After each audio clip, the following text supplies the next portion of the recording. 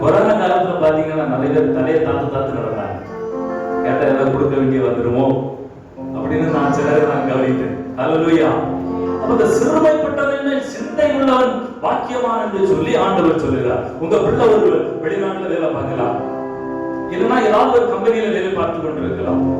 நீங்க ஏதாவது ஒரு நன்மை செய்கிறீங்கன்னா ஆண்டவர் பாடுகளோ வியாகுலங்களோ பிரச்சனைகளோ உபத்திரவங்களோ சஞ்சலங்களோ போராட்டங்களோ தவிப்புகளோ ஏதாவது ஒரு சூழ்நிலை உங்கள் பிள்ளைகள் மாட்டி இருக்கும் பொழுது நீங்கள் செய்த நற்கிரியைகளை அவர் கண்ணோக்கி பார்ப்பார். ஹல்லேலூயா. உண்மைதானே? இல்லாம நீங்க என்னதான் கமந்துழுந்து ஜெபித்தாலும் ஜெபத்திற்கு பதில் கிடைக்காது. அதைத்தான் ஆண்டவர் அழகாக சொன்னார். சிறுமைப்பட்டவர்கள் சிந்தை உள்ளவனாய் இருக்க வேண்டும், எண்ணம் உள்ளவனாய் இருக்க வேண்டும். பக்கத்து வீட்டுல பட்னியா இருப்பான், ஆனா அங்கெங்கே கொடுக்கன்னு சொல்றாங்க. நல்லதும் இருக்குது கெட்டதும் இருக்குது, விசாரித்துக் கொள்வது. ஹல்லேலூயா.